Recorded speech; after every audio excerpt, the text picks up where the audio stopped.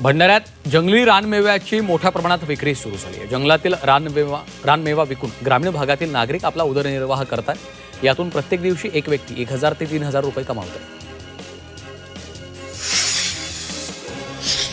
वाशिम जिल्ह्यात उन्हाळी पेरणीमध्ये मोठी घट झाली आहे। रब्बी हंगामात क्षेत्र वाढल्यामुळे जलस्रोतांवर ताण आला असून विहिरी, कूपनलिका आणि प्रकल्प कोरडे पडले, तर भूजल पातळी घटल्यानं आणि पाण्याअभावी पुढच्या काळात पेरणीत वाढ होण्याची शक्यता कमी असल्याचं स्पष्ट झालं।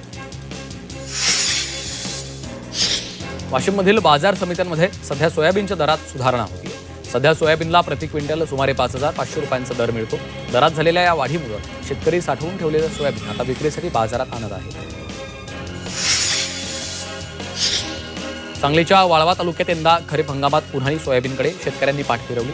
नगदी पीक म्हणून सोयाबीनचे मोठ्या प्रमाणात वाळवा तालुक्यामध्ये उत्पादन घेतलं जातं, मात्र गेल्या 3 वर्षांपासून उत्पादनामध्ये घट झाली आहे। बाजारात सातत्यानं होत असलेल्या दरातल्या घसरणीमुळे शेतकऱ्यांनी यंदा उन्हाळी सोयाबीन पेरणीकडे पाठ फिरवली आहे। रब्बी हंगामातील हरभऱ्याची नाफेडमार्फत हमी भावानं खरेदी सुरू झाली आहे, मात्र अनेक शेतकऱ्यांची ऑनलाईन नोंदणी अद्याप पूर्ण झाली नसल्यामुळे त्यांना खुल्या बाजारात हमी भावापेक्षा कमी दरानं हरभरा विकावा लागत होता। या पार्श्वभूमीवर पणन विभागानं महत्त्वाचा निर्णय घेत हरभऱ्याच्या ऑनलाईन नोंदणीसाठी 15 एप्रिलपर्यंत मुदतवाढ दिली आहे।